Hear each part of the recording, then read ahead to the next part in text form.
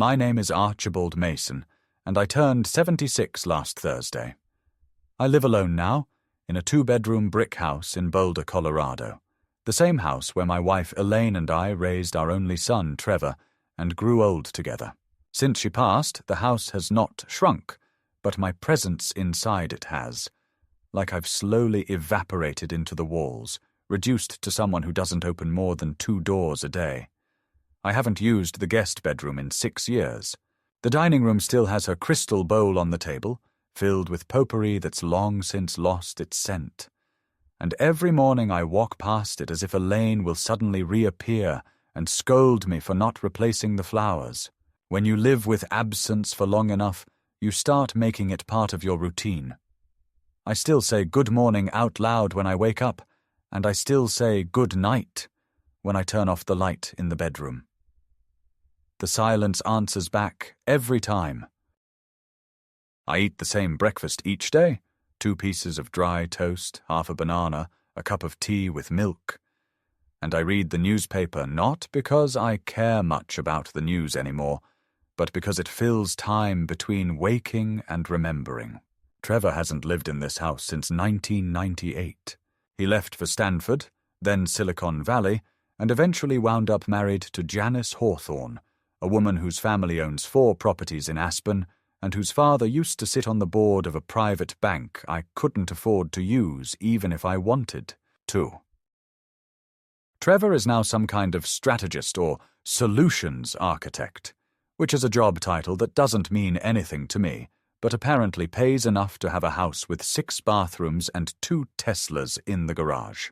I don't drive anymore, glaucoma, but even when I did, the most extravagant vehicle I ever owned was a rust-red Buick that my wife christened the Ox. After Elaine died, quickly, brutally, 1 stroke and it was over, I think part of me believed Trevor would come home. Not to live here, no. But I thought maybe he'd show up more than twice a year. Maybe he'd remember that I don't like coffee table conversations, that I'm not just a container for his childhood. I thought grief might bridge the years of silence between us. Instead, it only widened them. Janice is very gracious in a superficial way. She sends updates, usually emails with photos of their golden retriever in matching sweaters with their daughter Olivia, who is 9 now and wouldn't recognize me on the street. They don't call. Well, not unless Trevor needs something. Tax advice, a co-signer, once even a recommendation for a rare book dealer because one of Janice's friends had a wedding with a vintage literature theme, and he remembered I used to teach English. I retired at 70, not by choice. They phased out my position after the school merged with some charter initiative, and the new administrators decided Shakespeare and Steinbeck were not career relevant. They gave me a plaque and a lunch, and then the library cart I'd wheeled between. Classrooms for 32 years was rolled into a closet and never brought out again. Elaine told me to write a book. She said, "You've read more than most people will in 3 lifetimes. You've taught thousands of students. You should put it down, Archie. Let the words belong to you for once." But I never did. I couldn't bring myself to put anything on the page that didn't begin with a rubric. Now, most days are shaped by weather and medication schedules. I watch birds. I time the mail. I grocery shop at dawn so I don't have to speak to anyone. I try not to think about how the house sounds more alive when I walk into it after a day outside. It means the quiet has been settling while I was gone, like dust. I don't get visitors. My neighbors are younger couples, mostly tech people, and I think they feel guilty when they see me struggling with the recycling bin. They wave. Sometimes they offer to help, but never twice. Trevor's last visit was Christmas. Not this past one, but the one before. He came alone. Janice had holiday migraines, and Olivia had some ski program. Trevor brought a bottle of expensive red wine, said it was organic, biodynamic, low intervention. I opened a cheap Zinfandel and poured him a glass. He didn't drink it. He talked a lot about work. I listened. At one point, I mentioned how Elaine used to knit sweaters for the cold snaps in February, and he nodded like I'd reminded him of a childhood he couldn't quite place. When he left the next morning, he gave me a hug that felt practiced, like a handshake with too many steps. So when my birthday came last week, I didn't expect much. Elaine used to make a fuss, a cake with cream cheese frosting, a walk at Chautauqua, sometimes a surprise dinner with old friends. But those days are behind me. I was expecting maybe a phone call. Instead, a delivery man dropped off a sleek black box tied with a ribbon. No card. Inside was a bottle of Highland Park 18-year-old Viking Pride. A very expensive scotch. Not my favourite. Elaine always said I preferred Irish, but certainly high-end. There was a typed note in small corporate font. "Happy birthday, Dad. Thought you might enjoy this. Trevor." That was it. No love, no see you soon, no mention of dinner or celebration. Just a bottle of something he assumed I'd drink alone. Maybe he imagined it was a thoughtful gesture. Maybe he just clicked it into an Amazon cart during a meeting. I held the bottle in my hands for a long time. It was heavy, serious, pretentious. I thought about how little it meant, how much more I would have preferred a 10-minute phone call or a letter in his handwriting. That same day I'd been invited, more accurately informed, about a birthday dinner being thrown for Janice's father, Mr. Hawthorne. He was turning 75, and their family was hosting a formal dinner at a private room in an upscale restaurant downtown. I hadn't been to a restaurant like that in years. I hadn't been invited to anything in years. Janice sent the invitation by email with a note saying, "Trevor thought you might enjoy a nice night out." It wasn't a request. I wore my old navy blue blazer, Elaine's favourite. Still had her perfume faintly embedded in the collar. I debated whether or not to bring the bottle of whiskey. It felt symbolic, and as I watched myself in the mirror, tie slightly askew, liver spots more visible than ever, I realized that maybe that's what I'd become, a man full of symbols no one cared to interpret. So I took the whiskey with me, and that was the beginning of the end. The evening of the birthday dinner arrived with the kind of January cold that makes everything feel sharper than it should be. Even the car door handle burned my fingers when I grabbed it. I wore the same coat I'd had for 20 years, a wool blend with thinning elbows and a frayed lining.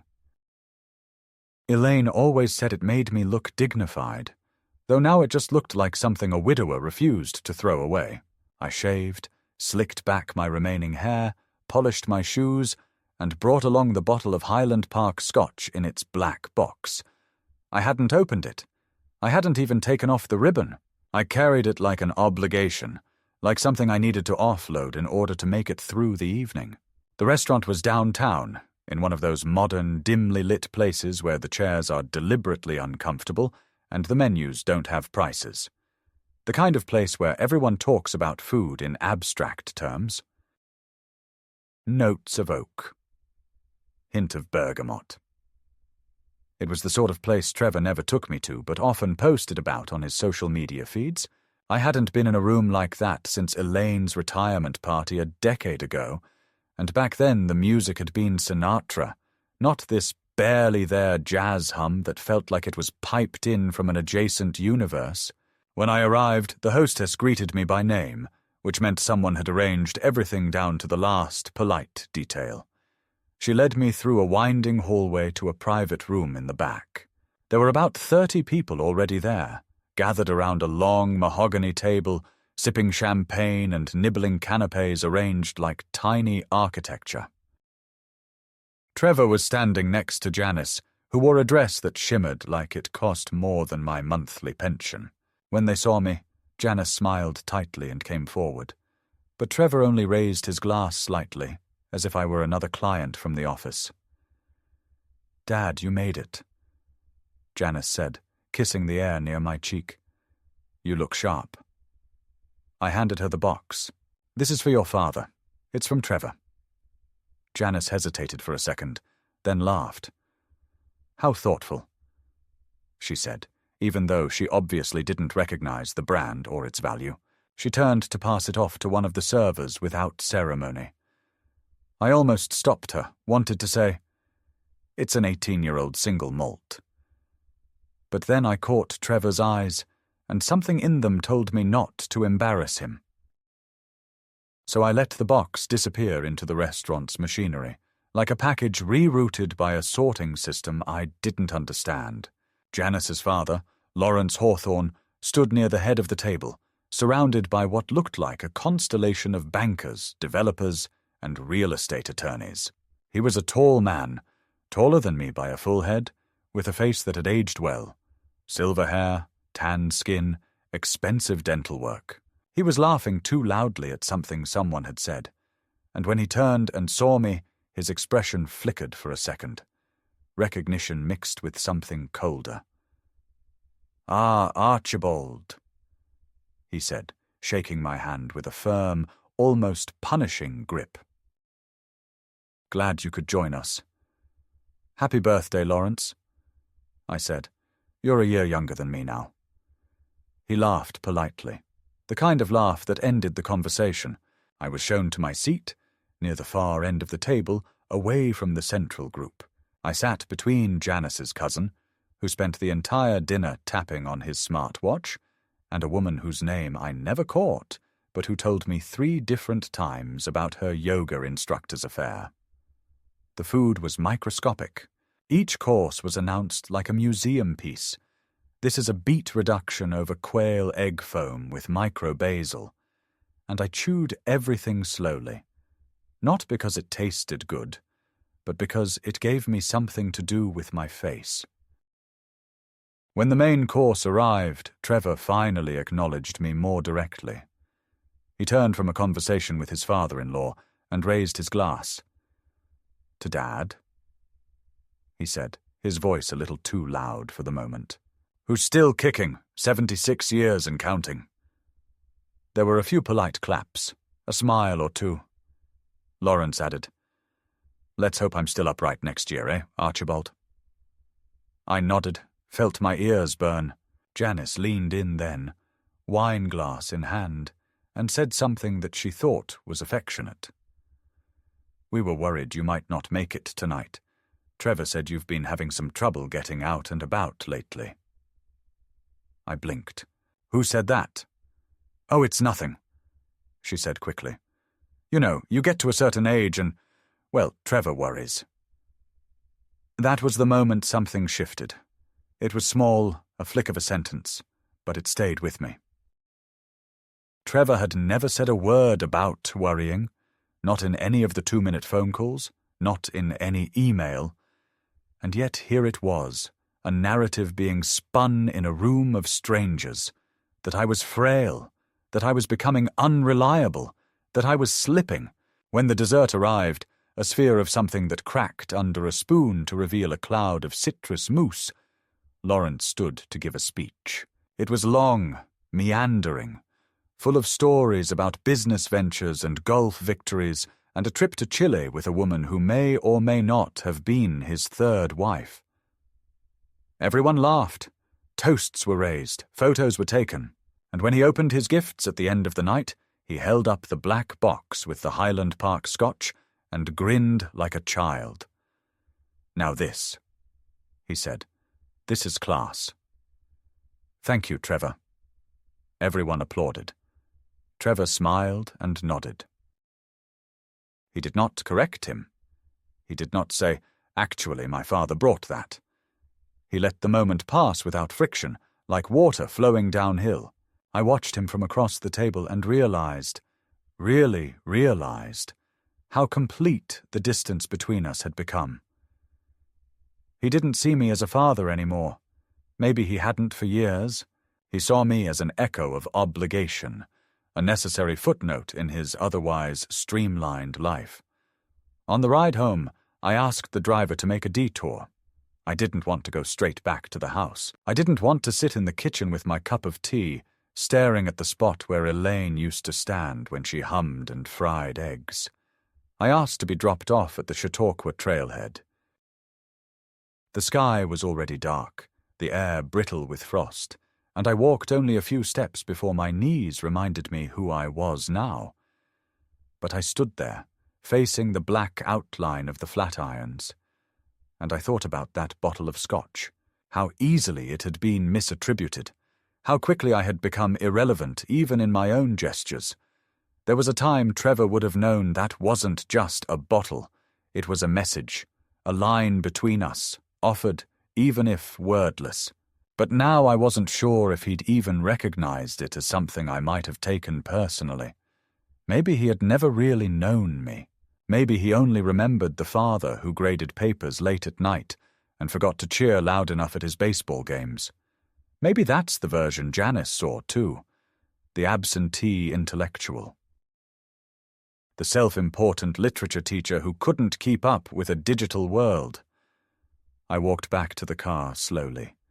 My knees ached, my chest was tight, but not from cold, from something harder to name, and when I got home, I poured myself a glass of Elaine's sherry. Not scotch, not whiskey, just the sweet amber she used to drink after dinner in her favourite green glass. I sat in the living room in the dark and made a toast to nothing, just silence.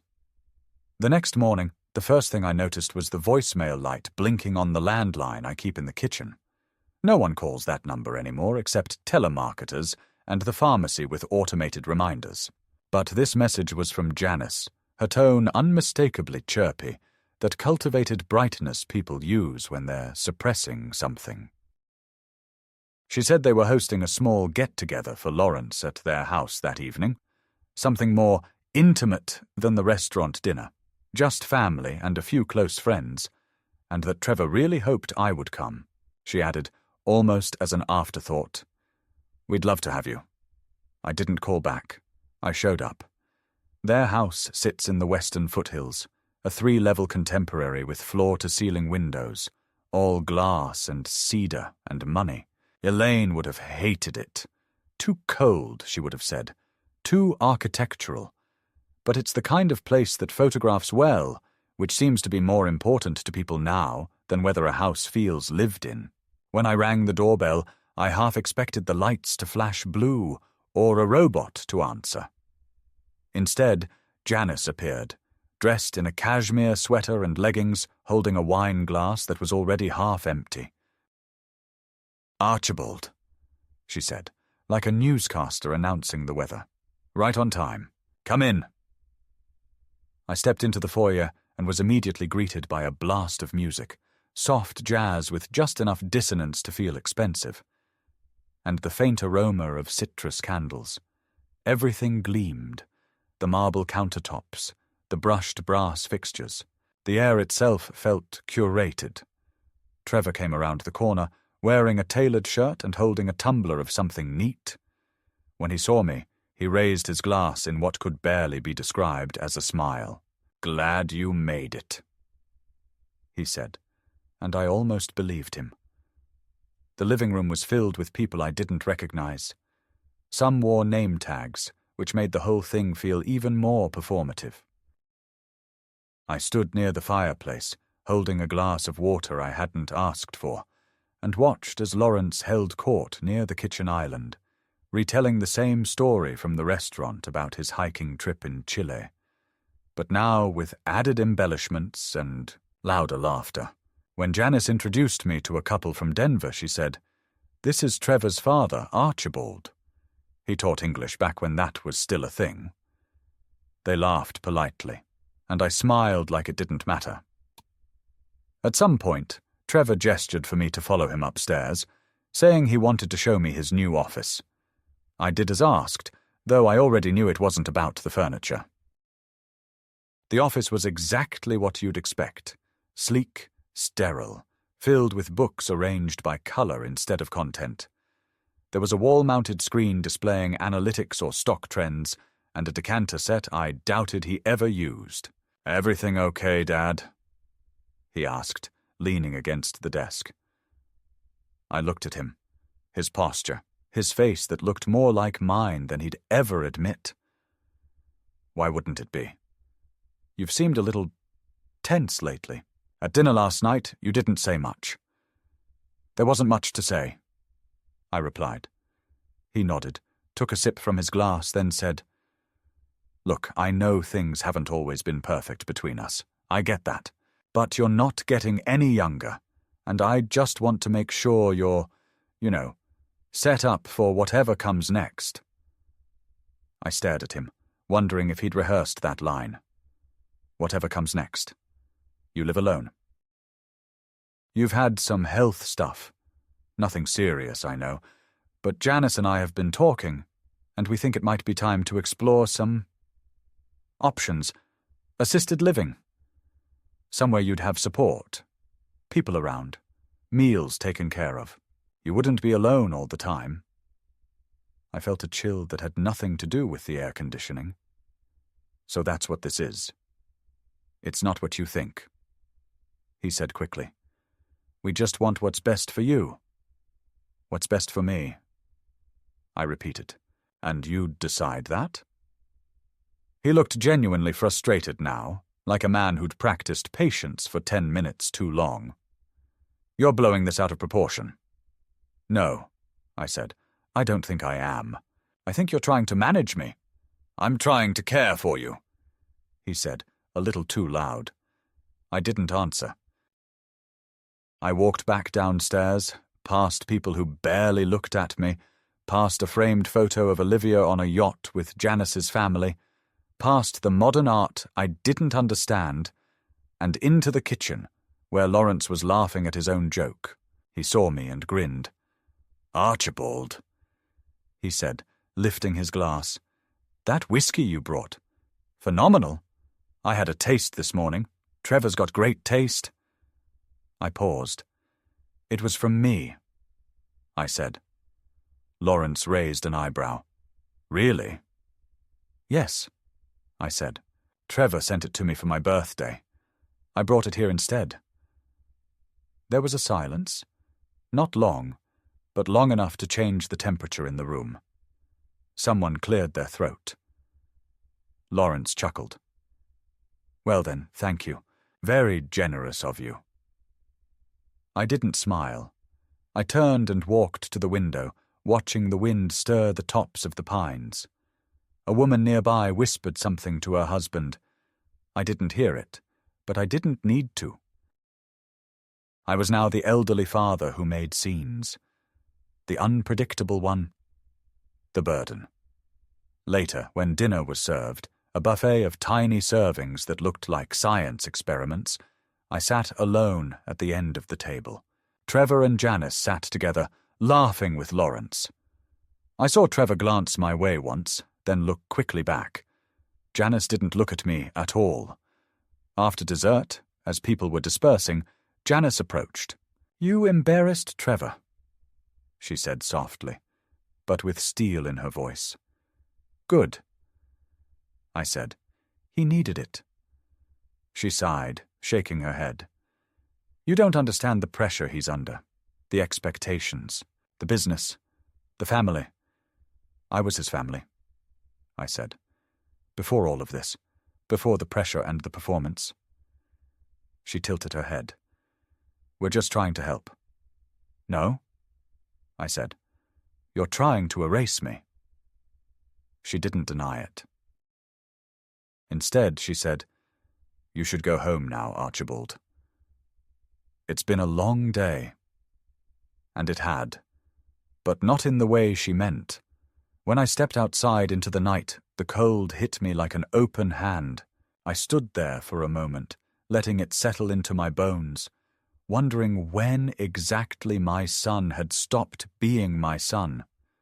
Not by birth, but by choice, by omission, by silence. And then I got in my car and drove home in the dark.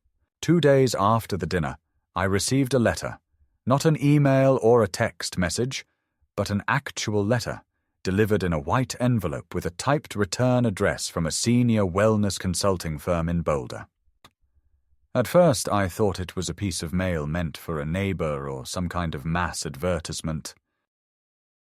But when I opened it, I found a personalized assessment packet, complete with my name, age, presumed medical history, and a note that read, "In accordance with your family's request, we have outlined a proposed care plan that will ensure safety, dignity, and support in your next stage of life."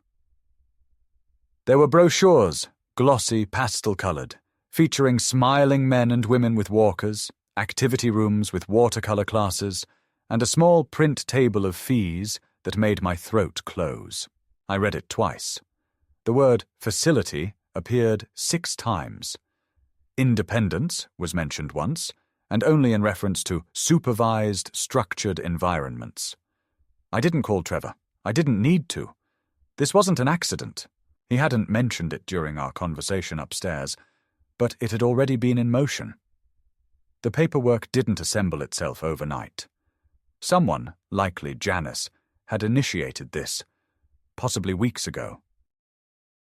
What unsettled me most was the certainty with which they assumed my compliance, as if the process had already moved past consent and into logistics. That afternoon I called my lawyer, not because I intended to start a legal battle, not yet, but because something in me, something old and private, needed to be acknowledged. Martin Rosen was a former student of mine, now well into his 50s, a sharp, fair man with kind eyes and a habit of quoting Dickinson when stressed. He didn't answer immediately, but he called me back before sunset and said, "Mr. Mason, I thought you retired to poetry, not legal disputes. What's going on?" We met for coffee the next morning, and I brought the assessment letter with me. I didn't dramatize, I just laid it out. Martin read it, frowned, and asked if I'd signed anything in the past few months. "No," I said, "but Trevor did send over a financial document a while ago, said it was for emergency access to medical funds. I didn't read it carefully. I trusted him." Martin nodded, made a note in a small leather-bound pad, and asked me to bring him every paper I'd signed in the last year. "It's probably nothing," he said, "but I've seen these things snowball." Afterwards, I sat on a bench outside the coffee shop, watching the college students cross the street with headphones and coffees the size of their heads. One of them looked like Trevor at 19. He even had the same careless walk, the same look of someone whose future was a wide open road. I felt a sudden sting behind my eyes and had to look away. I used to think that raising a child meant you poured parts of yourself into them, that your voice would echo inside their decisions. But I realized then how easily that echo fades, how silence eventually wins. Back at home, I went through the desk in the study, the one Elaine had used for recipes and tax receipts and her yearly Christmas letter drafts. I found the envelope Trevor had mailed me last October. Inside was a single page, typed, and a line at the bottom for my signature. It had looked harmless. Authorization for transfer of emergency funds. I'd signed it without reading the fine print. Martin later told me it granted them joint access to one of my investment accounts, limited to health-related expenditures, a clause vague enough to cover almost anything if framed properly. That night, I opened the top drawer of Elaine's nightstand. I hadn't done that in years. Inside was a stack of letters I'd forgotten existed. Birthday cards, love notes from our early years, and one sealed envelope addressed in her handwriting to me, with a note on the front. "To be opened if you ever feel forgotten." I hesitated. Then I opened it. Inside was a single page. She'd written it in 2009, the year Trevor got married. She wrote, "If you're reading this, then you've probably begun to feel like the world you helped build is no longer yours. I've seen it coming. The way they look past you. The way Trevor follows Janice like she's a compass, and you're the map no one uses anymore. I want you to remember, you mattered. You taught. You loved. You held this family together longer than you should have had to. If they ever try to erase you, remind them that you were here first." I sat with that letter for a long time. Then I folded it, placed it in my wallet, and finally understood what I had to do. The next morning, I didn't get out of bed right away. I lay there staring at the ceiling. The one Elaine used to complain was boring and white and begging for skylights. I thought about how much I had ignored her back then, how many of her requests I'd written off as whimsical or impractical, how often I'd chalked her frustration up to mood or menopause or tiredness without ever really listening. I didn't want to admit it, but the idea had rooted itself. What if some of what Janice said was true? What if I had been inattentive, not just lately, but for a long time? What if Trevor had inherited that distance not from his wife, but from me? These weren't questions I enjoyed, but they lingered, heavy as rain in the joints. I made tea and sat by the window with Elaine's letter in my hand. I read it again, slower this time, not for answers, but for tone, for that particular rhythm she had when she wrote to me without needing anything, just wanting to connect. There was something in the way she told me to remind them that felt like a gentle nudge rather than an order. She was never harsh, not even in death. The people who talk about grief like it's a wave forget that sometimes it's a fog, slow, clinging, ever-present, and some mornings it's both. At noon, I received a call from a woman named Gretchen, who introduced herself as a family care coordinator, representing Janice and Trevor. She had a warm voice, the kind people use when trying to get elderly patients to cooperate with new prescriptions. She informed me that they had reserved a spot for me at a residential wellness community just outside Boulder, one with views of the foothills, integrated medical access, curated lifestyle programming, and a holistic approach to aging. I didn't say anything. I just listened. She went on to describe the weekly art therapy sessions, the chef-designed menus, the optional group nature walks. I pictured myself in a cardigan I didn't own, walking a circle around a man-made pond with people who called every meal an event. Gretchen asked if I'd like to come in for a tour. I said I'd think about it. 15 minutes later, I called Martin. "They've reserved a room for me," I said. He didn't need clarification. "Without your consent." I exhaled. Apparently, they think I've given it. "Send me everything," he said. "Every document they've sent you, every brochure, every point of contact." That afternoon, I pulled out my old filing cabinet and began sorting through the neglected archives of my life. Tax returns, teaching contracts, Elaine's medical bills, insurance forms, property records. I found the original deed to our house, paid off decades ago. I found the power of attorney form Trevor had slipped under my nose a year earlier under the guise of helping with long-term care planning. It was limited, non-durable, conditional, but cleverly written. Martin would know what to make of it. I scanned it all and sent him everything. The next day, Martin called back. "There's nothing binding yet," he said, "but they're trying. That form Trevor gave you last year? It's just enough to open conversations with institutions, not enough to move money or place you in care. But if they get any doctors to sign off on cognitive decline, it could shift fast." "They've already tried," I said. He paused. "You mean they've contacted someone?" "They had that evaluation packet mailed to me, with health notes I didn't provide." Martin's voice darkened. "We'll need to shut this down. Now." He suggested a preemptive medical evaluation. Independent, comprehensive, with documented evidence of my mental clarity. He had a list of professionals who could conduct it, all of whom specialized in elder law and capacity certification. I agreed. Meanwhile, the silence from Trevor was telling. He hadn't followed up. No apology, no second invitation, no explanation for the firm's letter or the brochure or the whiskey. It was as if I'd been absorbed into a logistical flowchart, a task marked initiated, then left in someone else's hands to complete.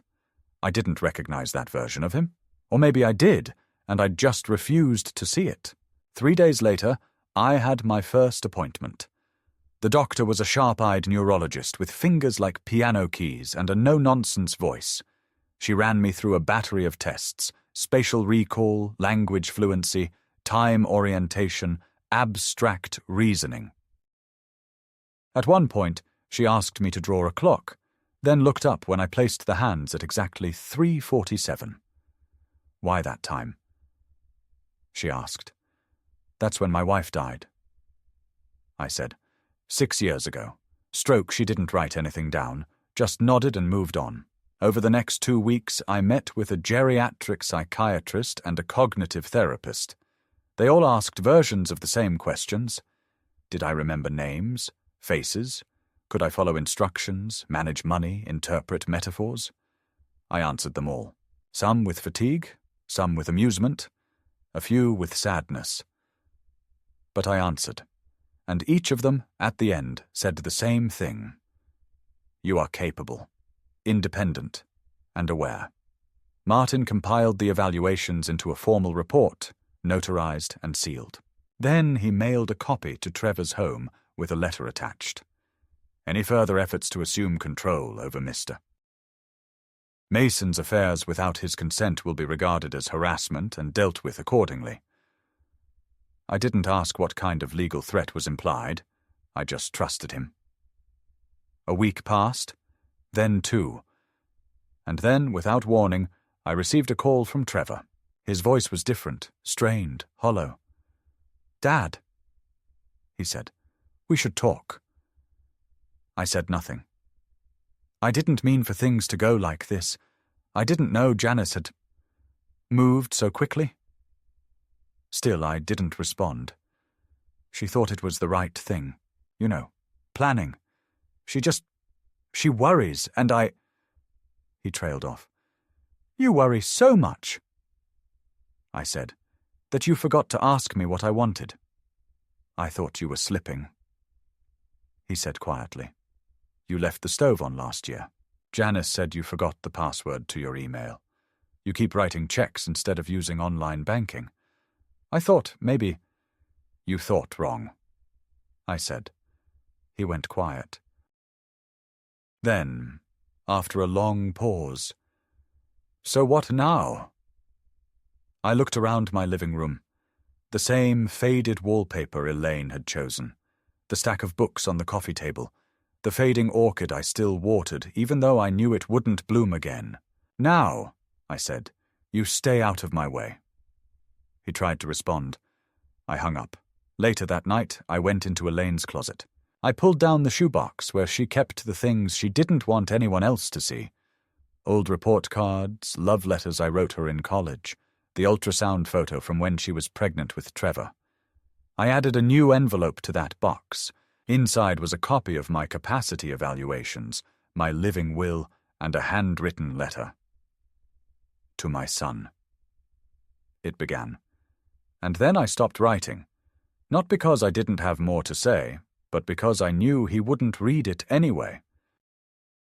The following Sunday, I woke up with a sense of strange calm, the kind of stillness that only arrives when you've already made the decision you spent weeks dreading.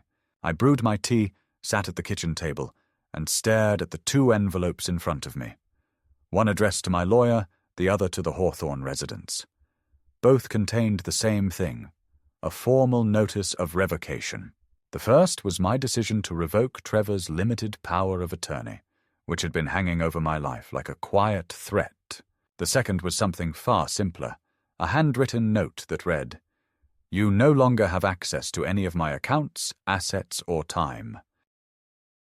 Please do not contact me again unless it's to apologize, with sincerity and without expectation."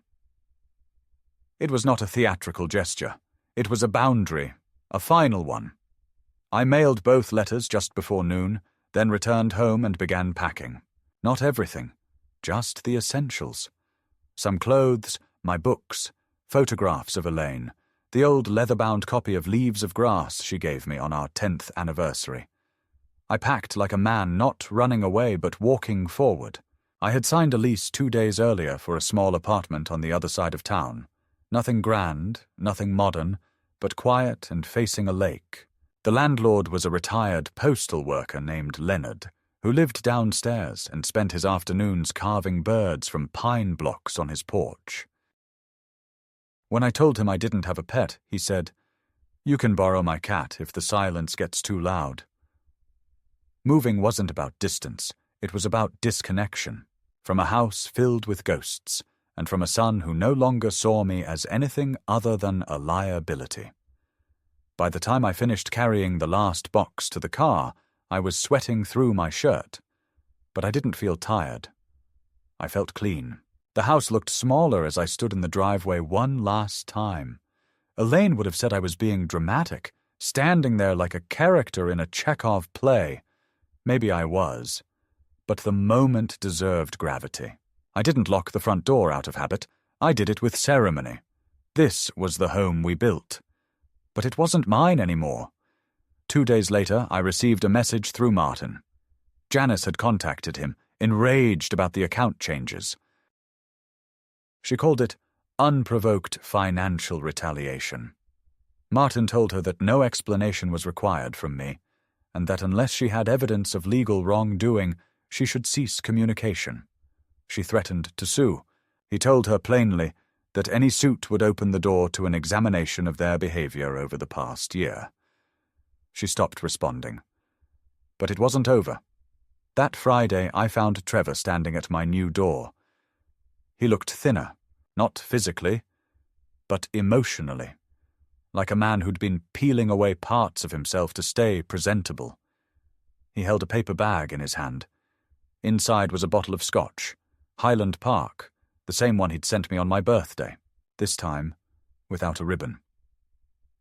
"I figured I owed you," he said. I didn't invite him in.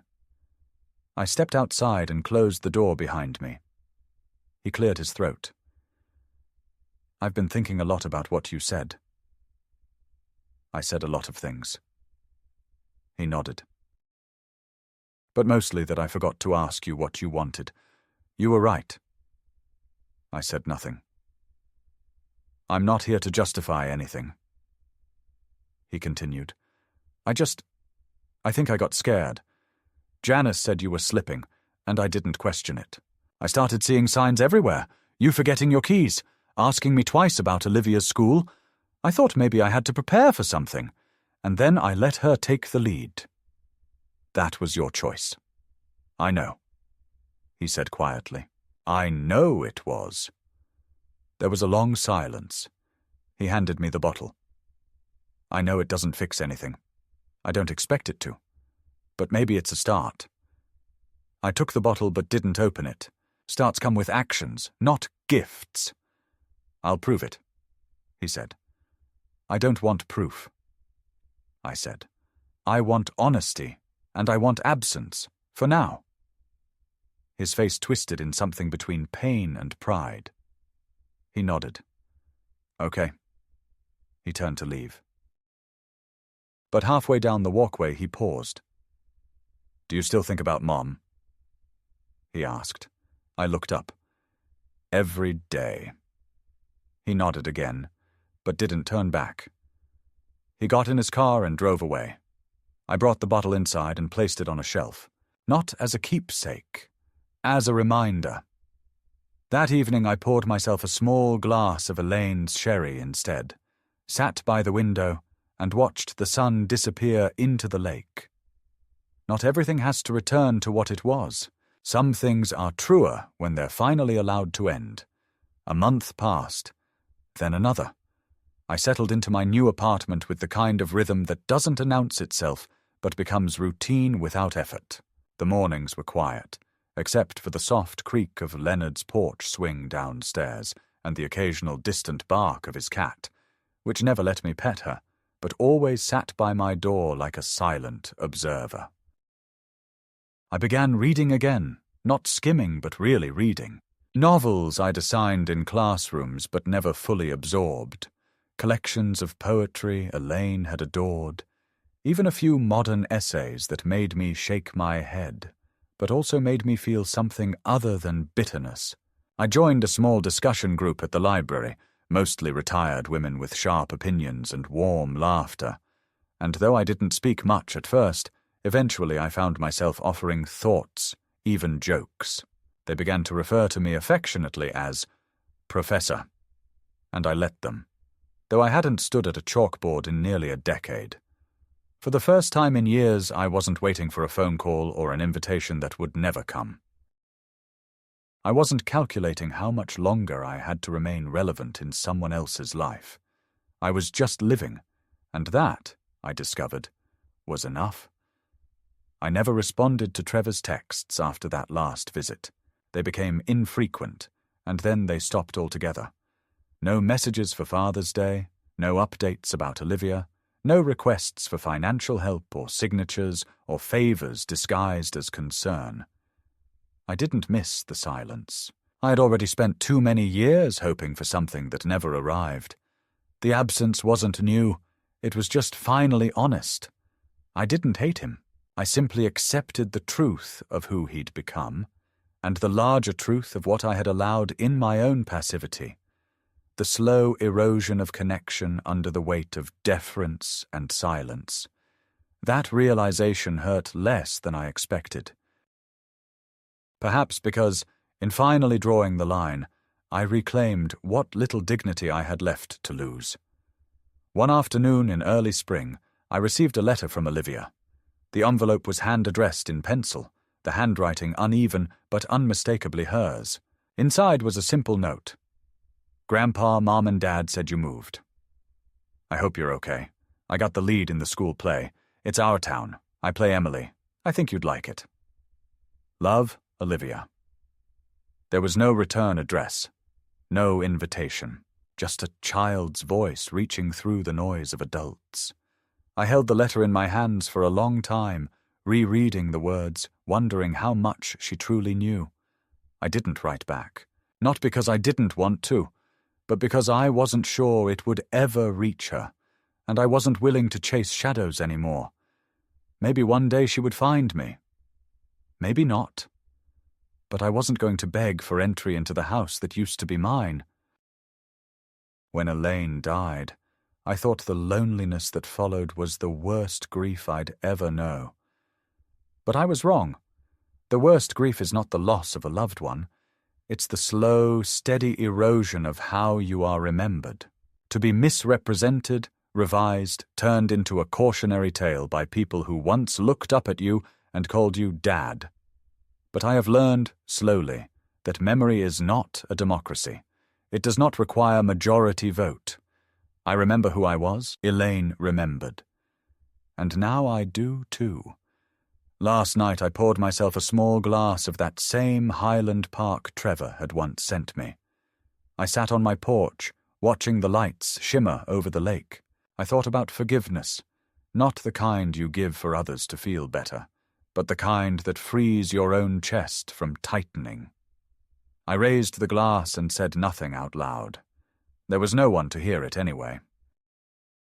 But in that silence, I felt no anger, no regret, no desperate wish for repair, just a stillness, just peace.